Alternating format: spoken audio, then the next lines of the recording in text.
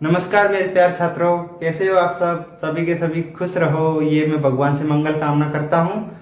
और देखो, बाकी बातें तो होती रहेंगी। अब अपन अपनी क्लास पे आते हैं। देखो, कहाँ तक हो गई थी अपनी क्लास है?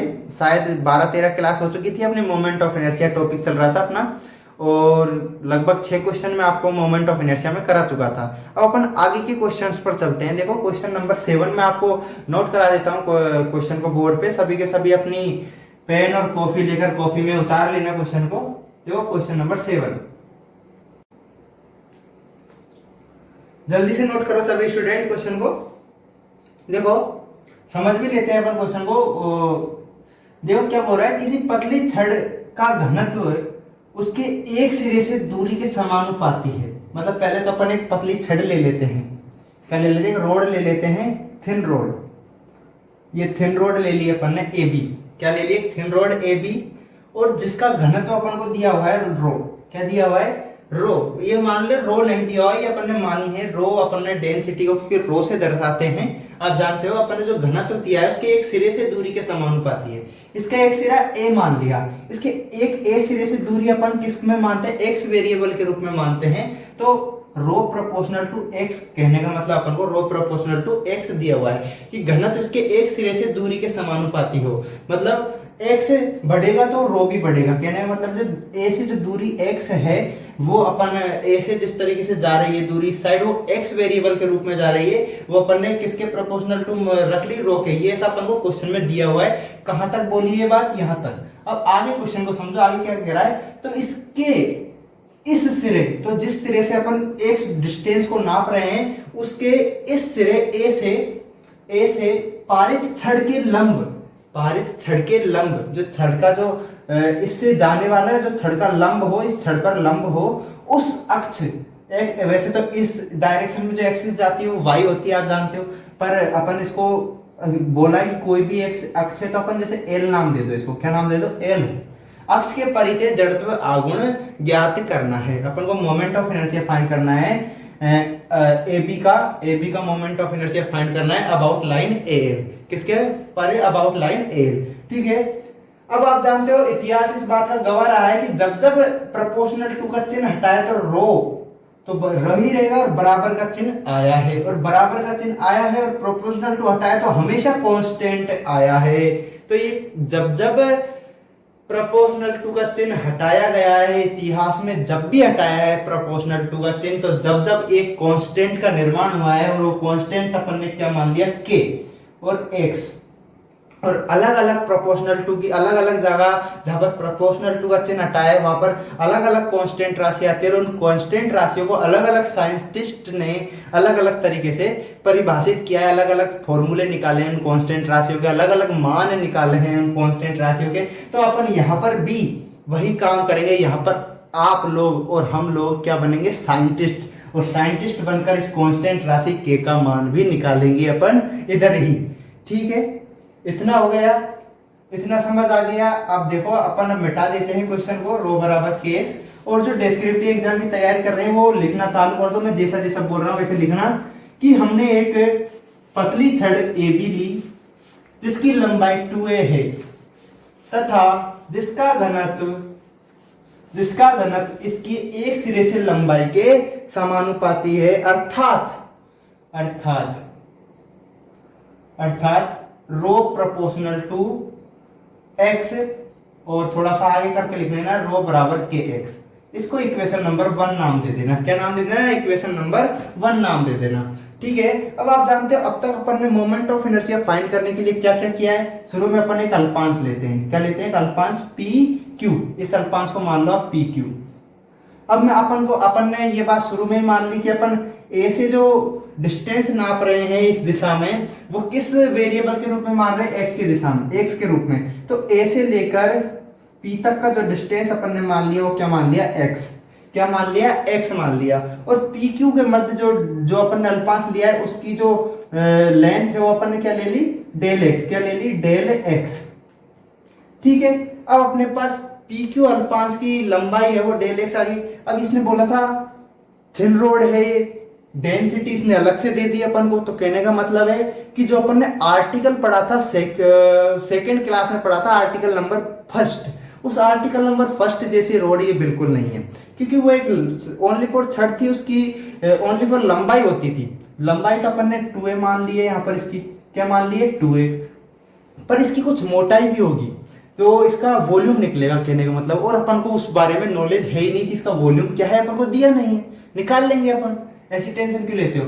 अब डेंसिटी तो अपन को दे दी है, और डेंसिटी का मतलब होता क्या है, ये होता है प्रति इकाई द्रव्य, प्रति इकाई मास, चाहे वो क्षेत्रफल का हो, चाहे वो लंबाई का हो, चाहे वो आयतन का हो। जैसे कि अब क्वेश्चन करते हैं, फिर आपको पूरी बातें समझ आ जाएंगी। देखो पहले इस टोटल मास अपन ने मान लिया, माना total mass, total mass of rod, total mass of rod क्या मान लिया m, यहां पर इस लिखना है total mass of rod A B, total mass of rod A B बराबर m। ये अपन ने क्या किया है, मानी है ये बात, ठीक है, मान लिया m है।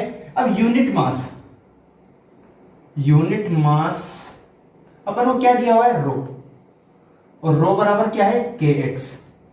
आप क्या सोच रहे होंगे यार, यूनिट मास तो अपन ऐसे निकालते आए थे, m बटा लंबाई का भाग दे रहे थे, वॉल्यूम का भाग दे रहे थे, एरिया का भाग दे रहे थे। अब आपको पता होगा कि आपने ये सूत्र पढ़ा होगा किसमें, घनत्व बराबर द्रव्यमान बटा आयतन। क्या पढ़ा होगा, द्रव्यमान बटा आयतन, मतलब मास अपॉन वॉल्यूम। पढ़ा है कि नहीं पढ़ा, तो ये वही तो बात होगी, मास अपॉन वॉल्यूम। तो कहने का मतलब इसको अपन ने रो मान लिया, रो क्या होता है, घनत्व, वो अपन को दिया हुआ है, तो इसलिए अब मैंने यूनिट मास को यहां पर क्या बोल दिया, रो बोल दिया। जब इकाई द्रव्यमान इस छड़ का क्या है, रो है, तो पीक्यू जो पार्टिकल है जिसका लंबाई है वो डेल एक्स है, तो उसका मास होगा वो क्या होगा, उसका मास होगा वो क्या होगा। तो यूनिट मास इतना है, तो पार्टिकल पीक्यू का मास कितना होगा, और लिखिए मास ऑफ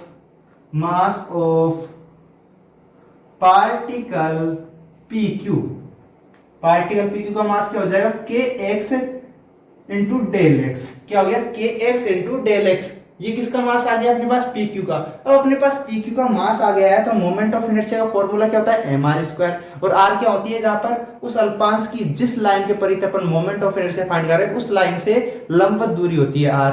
तो लंबवत दूरी अपने पास किसके, ए बी के अबाउट अपन इसका मोमेंट ऑफ इनर्शिया फाइंड कर रहे हैं, तो ए बी से इसकी लंबवत दूरी क्या है, एक्स। तो इसका स्क्वायर करेंगे, सिंपल सी बात है, एक्स स्क्वायर, और इससे मल्टीप्लाई कर देंगे तो अपने पास पीक्यू का मोमेंट ऑफ इनर्शिया आ जाएगा। तो ठीक है, निकालते हैं अपन moment of inertia of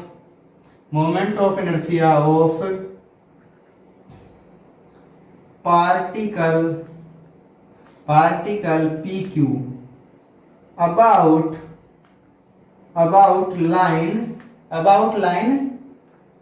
AL. अब जो एएल के पर हिंदी मीडियम वाले भी टेंशन ना ले, उनको भी मैं लिखा दूंगा क्वेश्चन वापस से।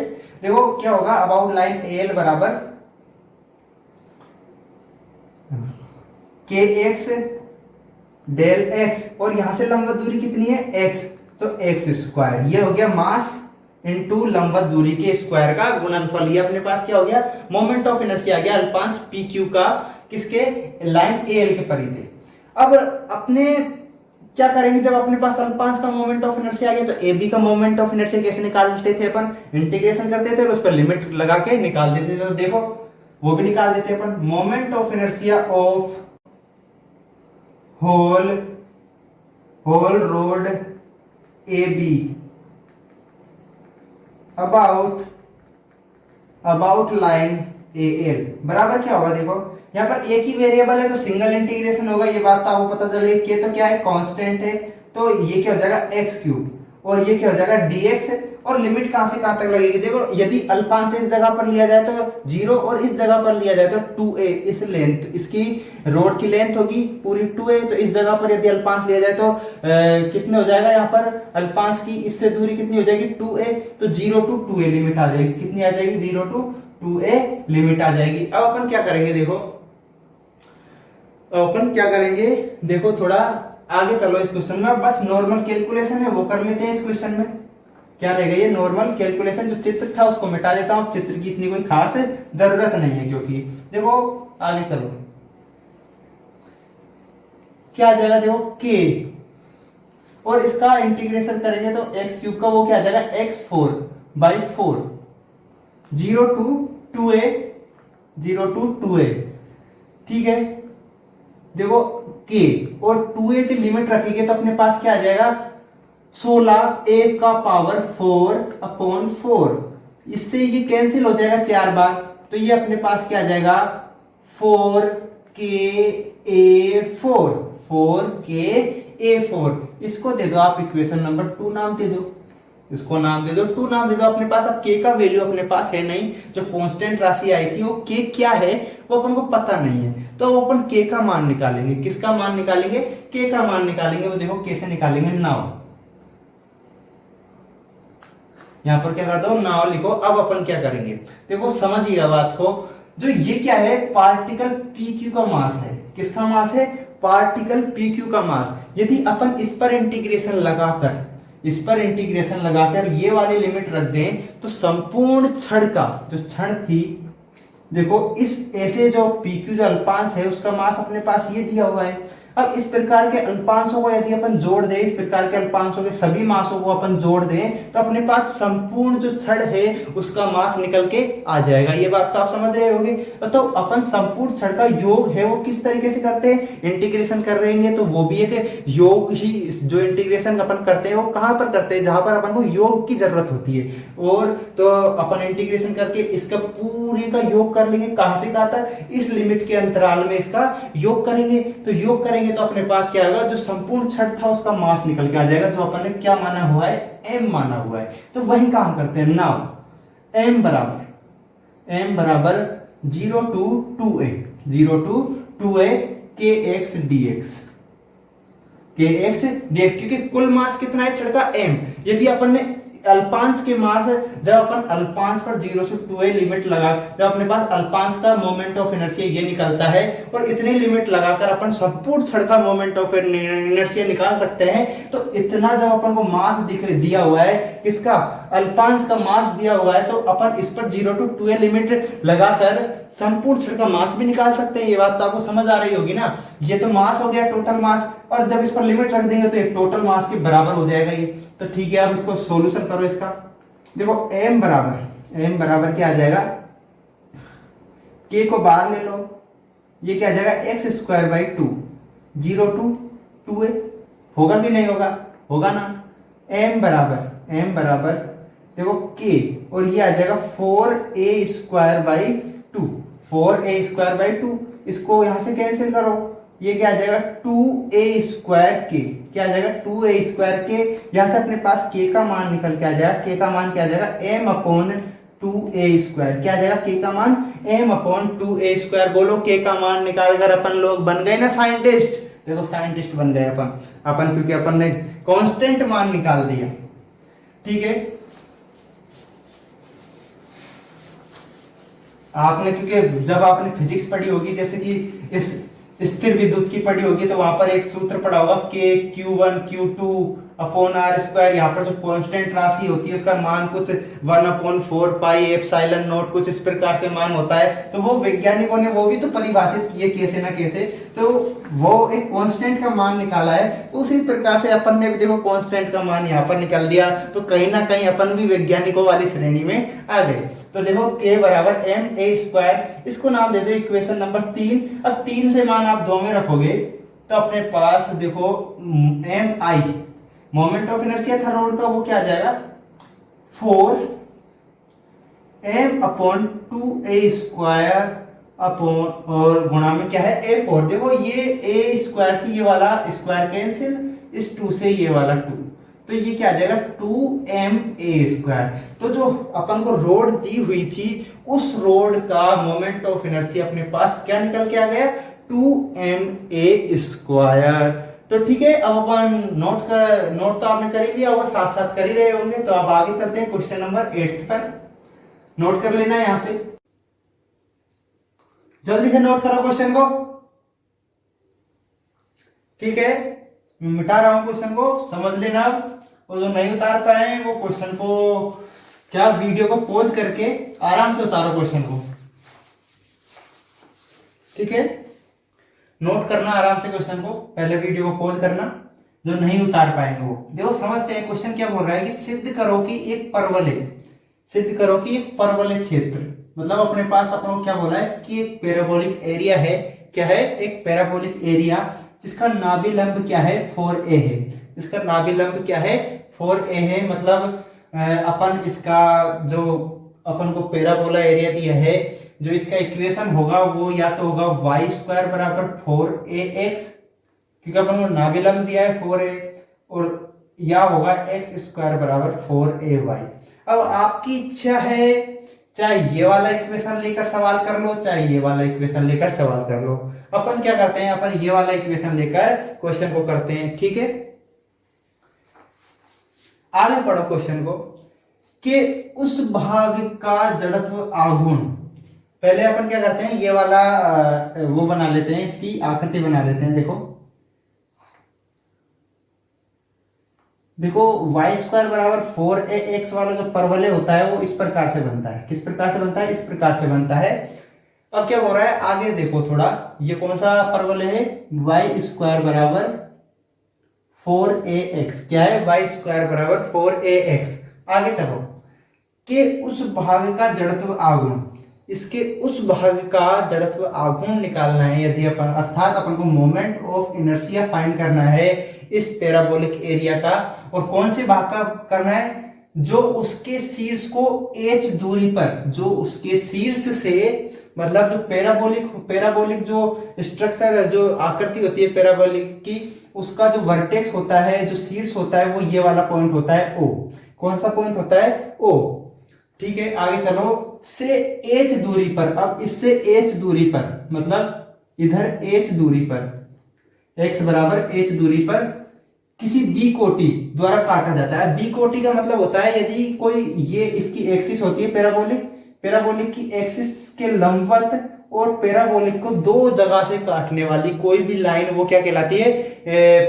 जो पैराबोलिक की द्विकोटि कहलाती है। क्या कहलाती है? पैराबोलिक की द्विकोटि, और इंग्लिश में बोले तो डबल ऑर्डिनेट कहलाती है। क्या कहलाती है? Double ordinate. और ये कितनी दूरी पर है O से? x बराबर h दूरी पर है। x बराबर h दूरी पर है। ठीक है, आगे क्या बोल रहा है? काटा जाता है तो शीर्ष पर खींची गई स्पर्शी रेखा के सापेक्ष। तो जिसका जो वर्टेक्स है, जो इसका शीर्ष है, ये इस शीर्ष पर खींची गई स्पर्शी रेखा, अर्थात टेंजेंट लाइन है, इस शीर्ष पर खींची गई टेंजेंट लाइन के सापेक्ष इसका जो मोमेंट ऑफ इनर्शिया है वो क्या है? 3/7 और मल्टीप्लाई में है mh स्क्वायर, तथा उसके अक्ष के सापेक्ष जो ये पैराबोलिक एरिया है, इसकी एक्सिस क्या होती है? ये वाली एक्सिस होती है x। इसकी एक्सिस कौन सी कहलाती है? x axis. इस पैराबोलिक जो इस तरीके से जो पैराबोलिक आकृति बनती है, उसकी जो एक्सिस है वो क्या कहलाती है? x axis. तो इस एक तो अपन को इसकी टेंजेंट लाइन, ये वाली इसकी वर्टेक्स से जाने वाली टेंजेंट लाइन के सापेक्ष इसका मोमेंट ऑफ इनर्शिया फाइंड करना है, और इस पर, और जो इसकी एक्सिस है, इसकी अक्ष OX, जो इसकी अक्ष है, इसके सापेक्ष इसका मोमेंट ऑफ इनर्शिया फाइंड करना है। फाइंड भी क्या करना है? अपन को प्रूफ करना है। जो टेंजेंस के सापेक्ष अपन को ये वाला प्रूफ करना है, और एक्सिस के सापेक्ष अपन को moment of inertia find proof करना है 4/5 mAh। ठीक है, क्वेश्चन समझ आ गया होगा आपको। अब अपन क्वेश्चन कर ही लेते हैं। देखो, मिटा देता हूं मैं सारा, जो भी प्रूफ करना है वो एक साइड लिख लो आप सभी। 3/7 mh स्क्वायर, और क्या प्रूफ करना है? 4/5 mAh। ठीक है, अब आप जानते हो अपन मोमेंट ऑफ इनर्शिया निकालने के लिए अल्पांश लेते हैं। पहले अपन क्या करते हैं? अल्पांश लेते हैं। अब ये क्या है? एक पैराबोलिक एरिया है, मतलब इस तरीके से ये क्या है? अपन इसको एक पैराबोलिक डिस्क का नाम भी दे सकते हैं। पैराबोलिक डिस्क, जो एक तरीके से अपन क्या बोलते हैं, जो अंदर से भरी हुई है, एक तरीके से तख्ती है एक तरीके से, और किस प्रकार की? पैराबोलिक तख्ती है। ठीक है, और इसमें अपन ने एक पट्टी मान ली, ये कोई पट्टी ले ली अपन ने। क्या ले ली? कोई पट्टी ले ली, बहुत पतली पट्टी ली है ये अपन ने।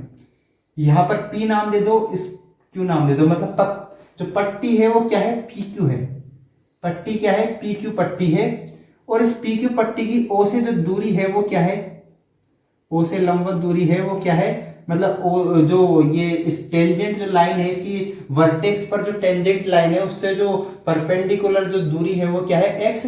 तथा जो अपन ने पट्टी ली है PQ पट्टी की जो मोटाई है वो अपन ने मान ली क्या? Del x। क्या मान ली? डेल x मान ली। ठीक है, अब अपन क्वेश्चन पर आते हैं। देखो क्वेश्चन करने से पहले देखो अपन क्या करते थे, पहले इसका पूरे का मास मानते हैं। इस पूरे का जो पैराबोलिक एरिया है, ये जो पूरा पैराबोलिक एरिया, जैसे कि अपने पास क्या है, इस पॉइंट को ए नाम दिया, इसको बी नाम दिया, तो पूरा का पूरा पैराबोलिक एरिया क्या हो गया, ए ओ बी। जो ए ओ बी का अपन ने मास मान लेते हैं एम। तो यहां पर लिखना मास ऑफ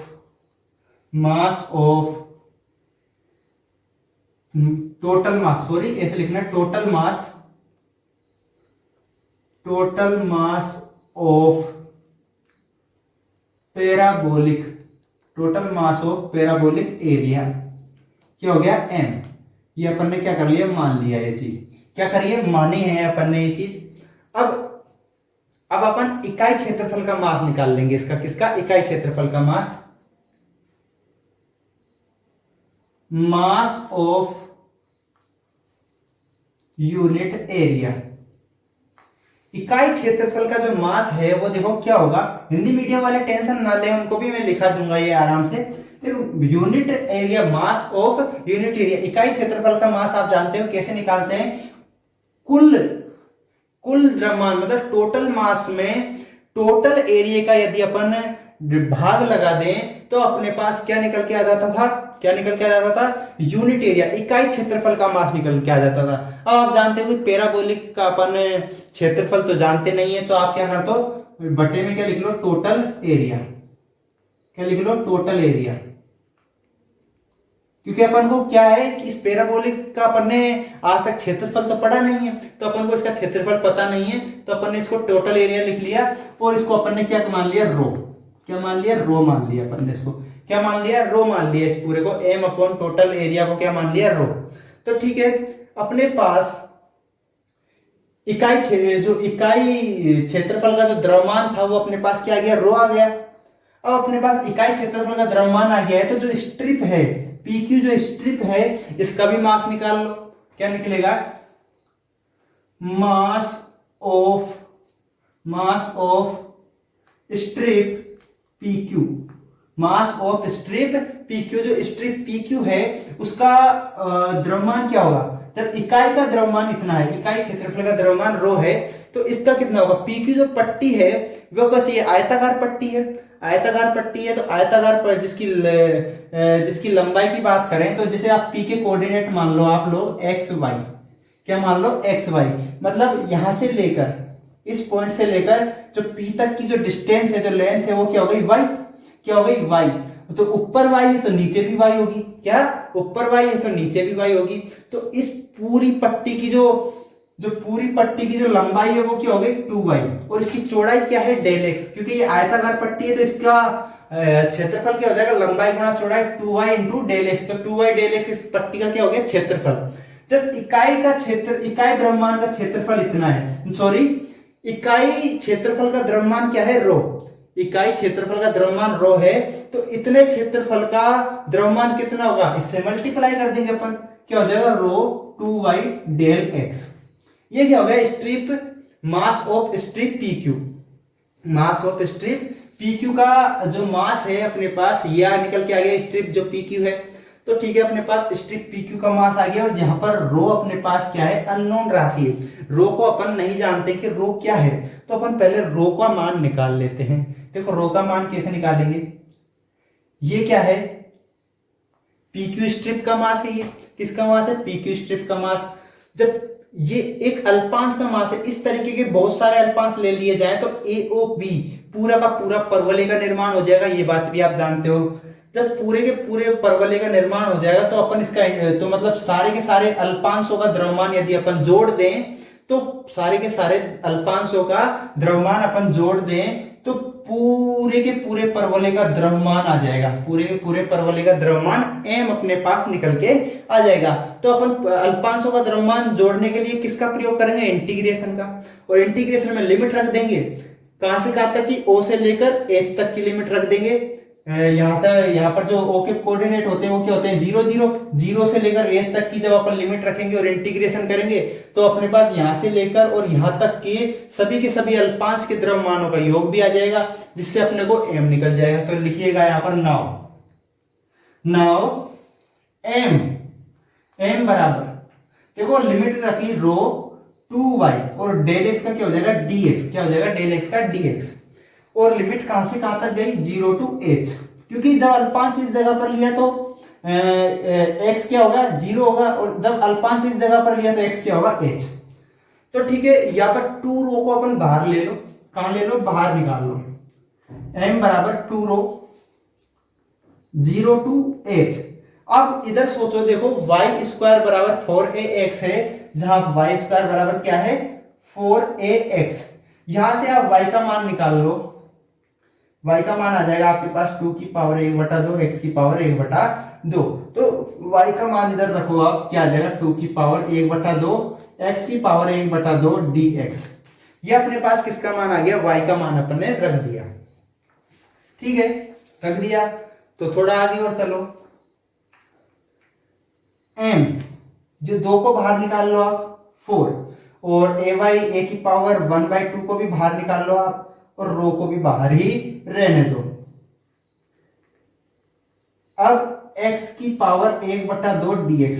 अब मात्र इसका इंटीग्रेशन करना है आपको। देखो इंटीग्रेशन करने पर अपने पास क्या आ जाएगा, m 4 a की पावर 1/2 रो, इसका इंटीग्रेशन करा तो अपने पास आ गया x की पावर 3/2, और बटे में क्या चला गया 3/2, 3 तो नीचे रह जाएगा, ऊपर आ जाएगा 2, और जिस पर लिमिट रखी जाएगी 0 टू h। क्या लिमिट रखी जाएगी 0 टू h। देखो इस जगह पर कर देता हूं आगे। देखो m बराबर में है ही, m बराबर में है ही, तो 2 को इससे मल्टीप्लाई करा आपने तो क्या आ गया 8/3, क्या आ गया 8/3। तो a की पावर a/2, a की पावर 1/2 1/2 सॉरी 1/2 रो 1/2 रो। आगे क्या है, जो अपन इसकी जगह पर h का मान रखेंगे x की जगह पर, तो h की पावर क्या आ जाएगा 3/2, h की पावर क्या आ गया 3/2। अब यहां से आप रो का मान निकाल लो, किसका मान निकाल लोगे रो का मान। तो रो का मान यहां से आपके पास देखो क्या आ जाएगा 3/8, क्या आ गया 3/8, इधर गया 3 इधर गया 8 नीचे आया, अपॉन m, और बटे में देखो क्या आ जाएगा a की पावर 1/2 और h की पावर 3/2। ये अपने पास आ गया किसका रो का मान आ गया। इसको आप समीकरण नंबर 1 नाम दे दो। क्या नाम दोगे, समीकरण नंबर 1 नाम दे दो इसको। देखो अब मैं मिटा देता हूं, रो का मान अपने पास आ गया, जल्दी से आप नोट कर लो इसको।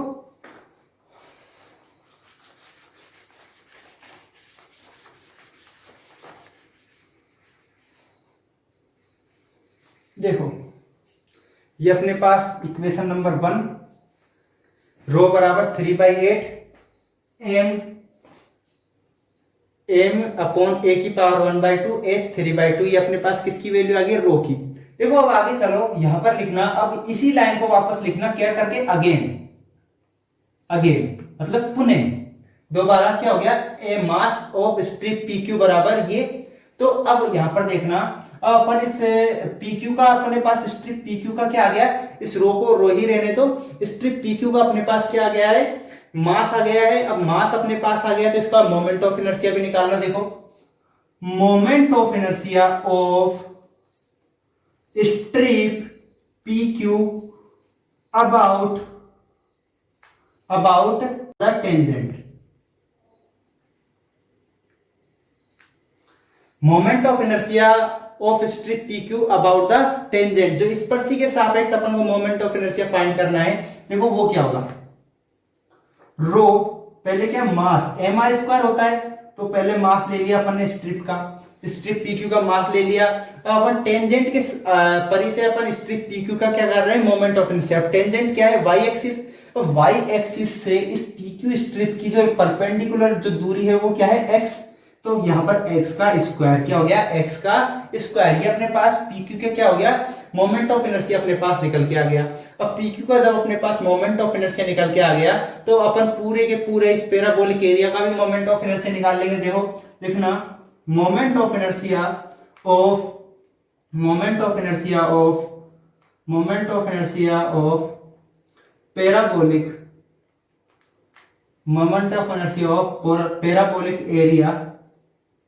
पैराबोलिक एरिया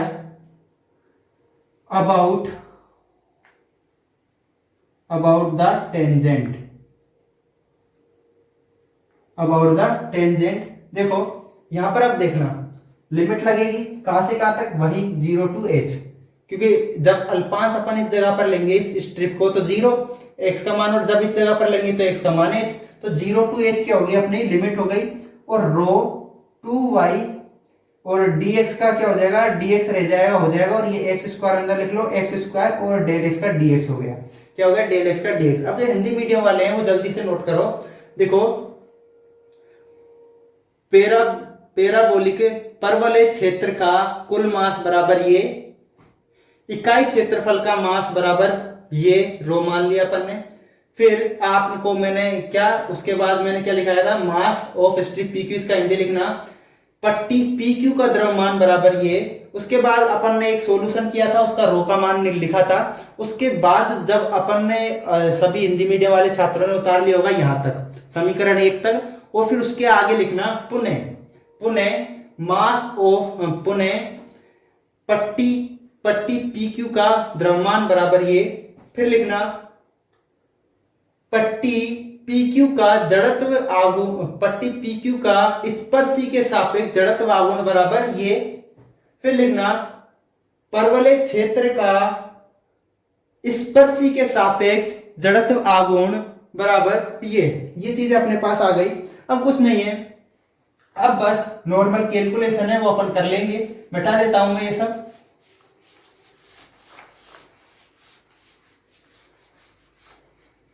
देखो रो को बाहर निकाला अपन ने, 2 को भी बाहर निकाला, 0 to h है ही, और y की जगह पर अपन ने क्या रखा, 2a की पावर 1/2, x की पावर 1/2, और x का स्क्वायर पहले से है ही, और dx ये अपन ने रख दिया।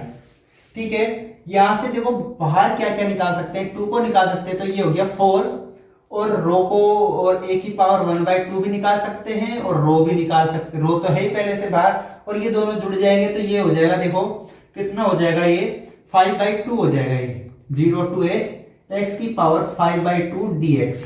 इसका इंटीग्रेशन करा अपन ने, अपने पास आ गया 1/2, 4a की पावर 1/2 रो, और ये आ गया, देखो क्या आ गया, ये x की पावर 7/2, और ये 7 और ये बटे में 2, और लिमिट लग गई 0 to h। कहां तक, सॉरी देखो हाँ, जो 7 है वो नीचे रहेगा, 7 और 2 ऊपर आ जाएगा, क्या 2 ऊपर आ जाएगा। देखो क्या आ गया, 2x की पावर 7/2 और बटे में 6 और 0 to h लिमिट लग गई। ठीक है, अब अपन इसको बाहर निकालो। आप देखो 2/7 को बाहर ले लो, 1/2 और 7 बटे में है ही, और रो है मल्टीप्लाई में, और x की जगह पर h पुट करोगे तो क्या हो जाएगा 7/2। क्या आ गया 7/2, और 0 रखने से इस पर लिमिट पर कोई फर्क नहीं पड़ेगा। ठीक है, ये अपने पास आ गया। अब अपन समीकरण 1 से रो का मान रखेंगे। Putting value of rho from equation 1 लिखना, और हिंदी मीडियम वाले लिखना समीकरण 1 से रो का मान रखने पर।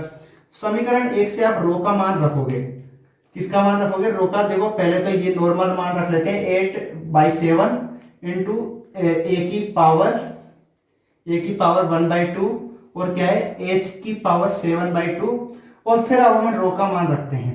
देखो रो की वैल्यू क्या है, 3/8 m a की पावर 1/2, h की पावर 3/2। ठीक है, देखो ये क्या हो गया, इससे तो ये वाला कैंसिल, इस 8 से ये वाला 8 कैंसिल, और h की पावर 3/2 से जब h की बाई 7/2 कैंसिल होगा तो अपने पास h स्क्वायर आ जाएगा। क्या आ जाएगा, h स्क्वायर।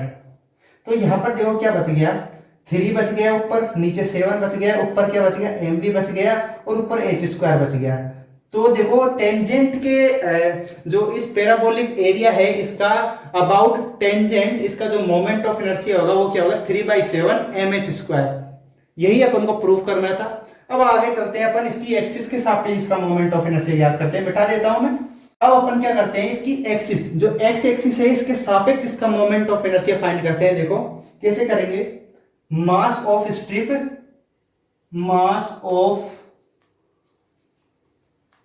स्ट्रिप PQ बराबर क्या था, रो 2y डेल x। ये अपने पास मास था, जो हिंदी मीडियम वाले हैं वो लिखना, पट्टी PQ का द्रव्यमान बराबर ये। अब अपने पास पट्टी PQ का द्रव्यमान ये है, तो मैंने आपको देखो अपना जब लेक्चर 2 हुआ था मोमेंट ऑफ इनर्शिया में, कौन सा लेक्चर 2, लेक्चर 2 सॉरी लेक्चर 2 नहीं, लेक्चर 1 की बात कर रहे हैं अपन, लेक्चर 1 किसकी, लेक्चर 1। जब अपना लेक्चर 1 हुआ था, लेक्चर 1 में मैंने आपको आर्टिकल पहला कराया था, कौन सा आर्टिकल कराया था, आर्टिकल फर्स्ट, और फर्स्ट का पहला क्वेश्चन कराया था मैंने कि एक रोड है, क्या है, एक छड़ है, इसका मोमेंट, एक छड़ AB का मोमेंट ऑफ इनर्शिया फाइंड करना था अपन को। इसके बीच में से जाने वाली कोई भी रेखा, इसकी एक्सिस हो चाहे कोई भी हो, इसके मिडिल से जाने वाली रेखा के सापेक्ष अपन को मोमेंट ऑफ इनर्शिया फाइंड करना था। और इस जो AB रोड की जो लंबाई दी थी अपन को क्या दी थी, 2a, और जो यहां से यहां तक जो लेंथ थी वो a, और यहां से यहां तक जो लेंथ थी वो a थी, ठीक है नहीं। तो अपने पास जो मोमेंट ऑफ इनर्शिया का जो उत्तर आया था वो क्या था, ma²/3, ma²/3। तो देखो वही कंडीशन यहां पर है, जो PQ है वो एक रोड की तरह आप समझो इसको, PQ को एक रोड की बात ही समझो, PQ को रोड की बात ही समझो। और जो एक्सिस है जो बिल्कुल इसके मिडल से जा रही है, एक्सिस कहां से जा रही है, इसके मिडल से जा रही है, कहां से जा रही है, इसके मिडल से जा रही है।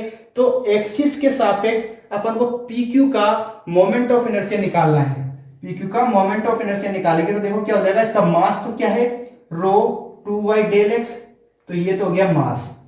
और जो अब ए क्या था, ए से लेकर जो इसके पॉइंट यहां तक की दूरी, तो एक्सिस तो ये हो गई एक्स, तो इसके जो मिडल, तो यहां से लेकर यहां तक की डिस्टेंस मानी जाएगी ए, तो पी के कोऑर्डिनेट एक्स वाई, तो यहां से यहां तक की डिस्टेंस क्या होगी, वाई, क्या होगी, यहां से यहां तक की डिस्टेंस वाई।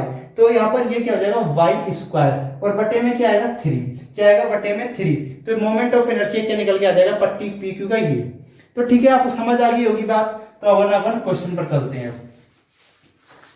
देखो मोमेंट ऑफ इनर्शिया जितने अपन आर्टिकल में निकलवाए थे वो सारे के सारे आपको याद होने चाहिए, क्योंकि वो कई सवालों में काम आएंगे बीच में। अब देखो निकालो यहां पर moment of inertia of parabolic area, moment of inertia of parabolic area about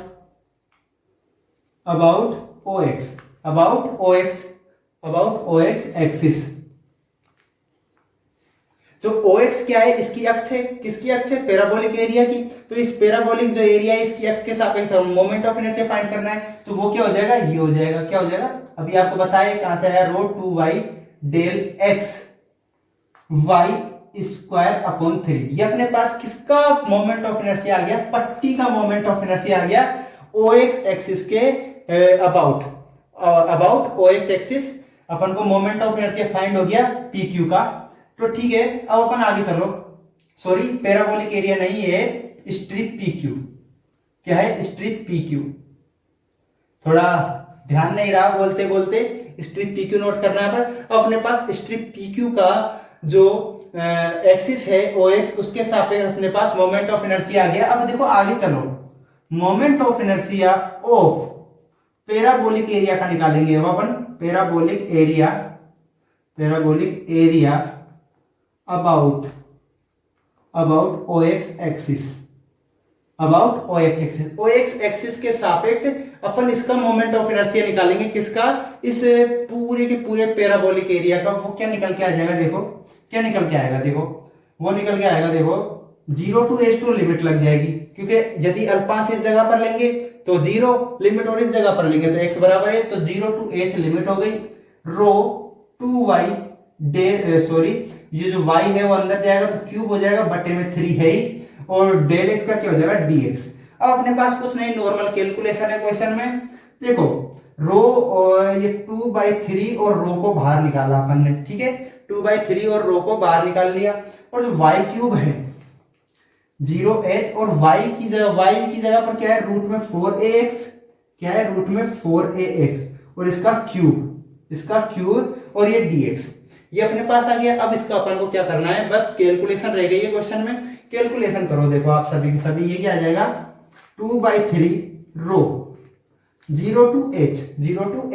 देखो 2 बाहर निकलेगा तो क्या हो जाएगा 8, और ये क्या हो जाएगा a की पावर 3/2, और ये हो जाएगा x की पावर 3/2 dx। ये अपने पास आ गया इसको खोलने पर। ठीक है, आगे चलते हैं अपन, इसको मिटा देता हूं।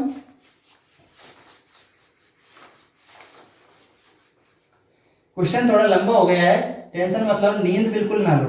देखो क्या करो, जो ये 8 बाहर मल्टीप्लाई होगा, देखो क्या हो जाएगा, 8 दूनी 16, 8 टू जा 16 और बटे में 3, और ये क्या रो, और 0 to h लिमिट लग गई। और क्या बाहर निकल सकता है, a की पावर 3/2 भी बाहर निकल सकता है। a की पावर 3/2 भी अपन ने बाहर निकाल ली। अंदर क्या रह गया, x की पावर 3/2 और dx। ठीक है, अब इसका भी अपन इंटीग्रेशन कर दो आप लोग। इंटीग्रेशन करोगे तो अपने पास आ जाएगा 16/3 रो a की पावर 3/2 और x की पावर 5/2 अपॉन 5 और ऊपर 2 चला गया 0 to h।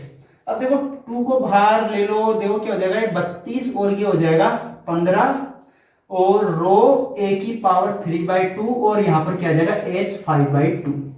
अब देखो वही बात वापस से समीकरण 1 से रो का मान रखना है अपन को। Putting value of rho from equation 1, putting value of rho from equation 1, समीकरण 1 से रो का मान, समीकरण 1 से रो का मान रखने पर, रो का मान अपन रख देंगे, लाइन लिख ली सवाल ने जो मैंने अभी बोली। देखो अब क्या आ जाएगा, a की 3/2 और h 5/2, रो का मान रखोगे आप, देखो 3/8 क्या आ जाएगा, 3/8, m ऊपर है ही, a की पावर 1/2 और h 3/2, ये अपने पास आ गया। अब देखो 3 पंजो 15, 8 तिया 24, 3/5, ये कितना आ गया, 8 16, 8 तिया 24, 8 चौको 32, सॉरी 8 चौको 32, 3 पंजो 15 और 8 चौको 32। ये a से 1/, ये 3/2 कितनी बार कट गया, एक बार, और इससे भी ये कितनी बार कट गया, एक बार। तो ऊपर देखो ये क्या रह गया 4, और क्या रह गया ऊपर a, h भी रह गया ऊपर, और एक रह गया m, और बटे में क्या आ गया 5। देखो 4/5 MAH, यही अपन को प्रूफ करना था। एक्सिस के सापेक्ष अपन को जो मोमेंट ऑफ इनर्शिया प्रूफ करना था, वो क्या प्रूफ करना था, 4/5 MAH। देखो अब जो घड़ी है वो मेरे को ऐसा आदेश दे रही है कि आज की क्लास यहीं पर खत्म करते हैं। ठीक है, और अब अपन मिलेंगे नेक्स्ट क्लास में। ठीक है, और चैनल को ज्यादा से ज्यादा शेयर करो ताकि ज्यादा से ज्यादा स्टूडेंट आकर चैनल पर जुड़ सकें और अपनी पढ़ाई रेगुलर कर सके। ठीक है, धन्यवाद, मिलते हैं नेक्स्ट क्लास में।